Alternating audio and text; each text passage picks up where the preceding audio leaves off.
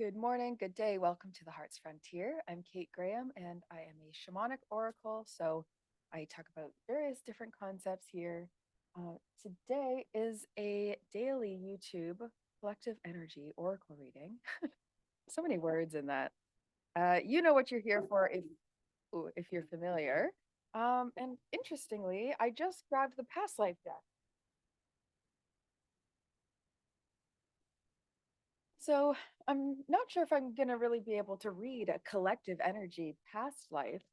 But I am feeling like this is some deeper level healing. I'm feeling a lot of root chakra healing as the focus for people today, but also potentially this week. And while I'm speaking about this week, thank you for understanding. I did put a post out there, but in case you didn't see it, I had a bit of a migraine coming on yesterday after the gym. And so I didn't want to miss Soul Circle Oracle. So I opted for a nap and I was able to kick the headache, which is great. But that meant I missed our regular time. So I'll be back later this week for some open oracle readings. Never you fear. And yeah, today's daily YouTube oracle. So it's very interesting what's coming out in this past life reading. And it feels like it might be connected to a romance or an attachment as well that might exist. So take it as you wish. It's either someone from your past that you need to let go of, or it's letting you know about someone in the future, okay? Because I feel it in both directions for the collective here. And again, there's only so much I can read on a past life reading for the collective energy because we've all lived really different, many, many lives.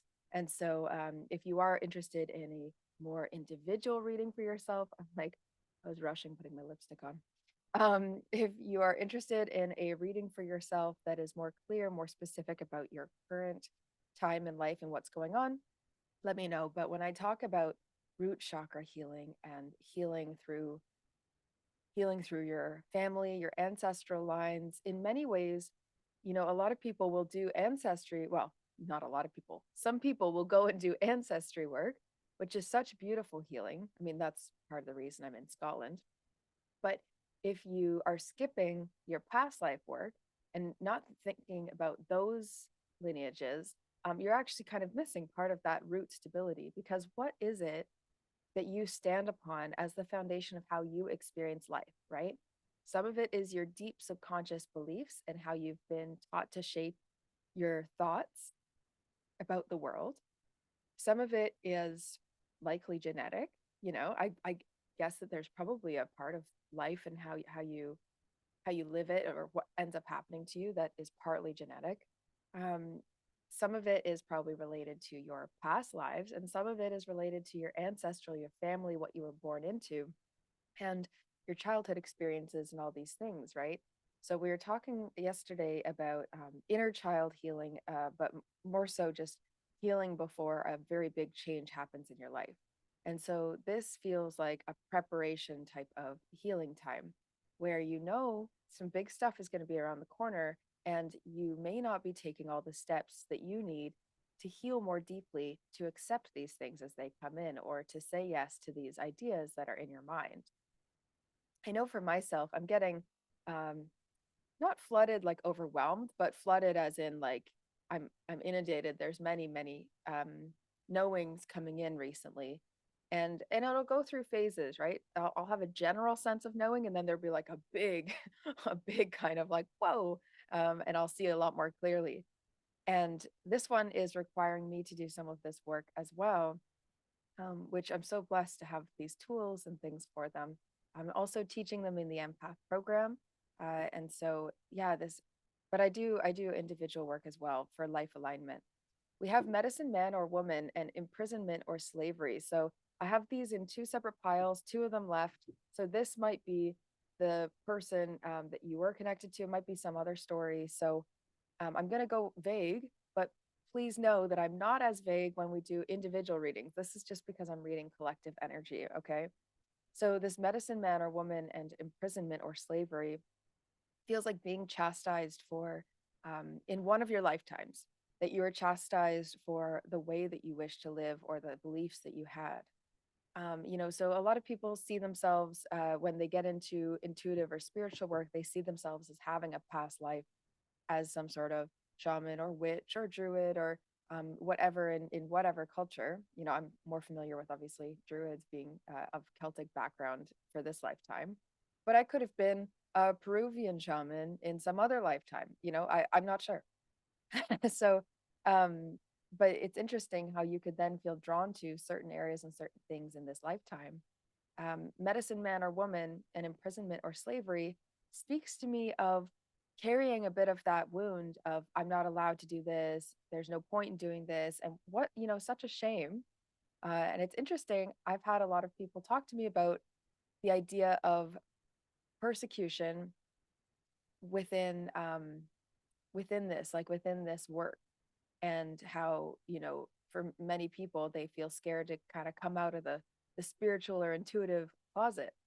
And I'm blessed. I feel lucky in the sense that in one of my past lives that I'm aware of, I was a witch who was not actually burned and was not actually hurt. There were a few who were accepted in their small communities, and people kept me safe if there was people barreling through trying to get all the witches because I was seen of value. And so part of my mission here is to be that much louder and that much more confident and assured about the fact that this work is not putting you in harm's way. And in reality, you're actually making the world a better place. So even if it's just about embracing your kind of spiritual self or intuitive self in your day to day, this might be a message for you to tap into either past life or inner child or your deeper subconscious beliefs about how it is you see this type of medicine work, and the idea of healing, and also getting out of your own then um, mindset of holding yourself back. Okay, and then we have this love situation. So again, this is either someone who you need to stop thinking about or someone who is coming into your life. Okay, so it's two different stories here, which is really interesting. It's kind of unique. Often I don't split up the collective, but it's nice to be a bit more clear here because this is unrequited love and then leaving or travel. So unrequited love and then leaving or travel.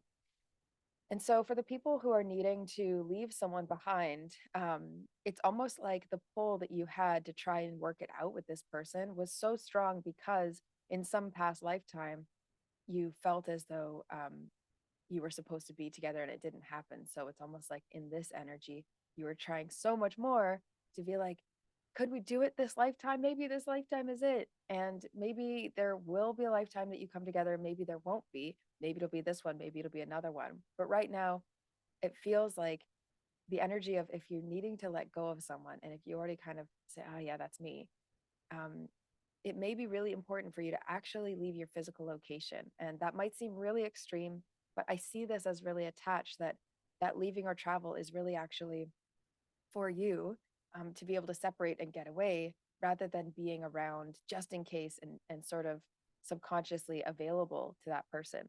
You need to make yourself unavailable to that person that is, you're feeling called to let go of. And for the people who are feeling as if there's a new person coming into your life where there's some sort of soul connection or soul tie. So this person may have come into your life in the last 3 or 4 months, I'm hearing. This unrequited love could be the root of some distance and doubt.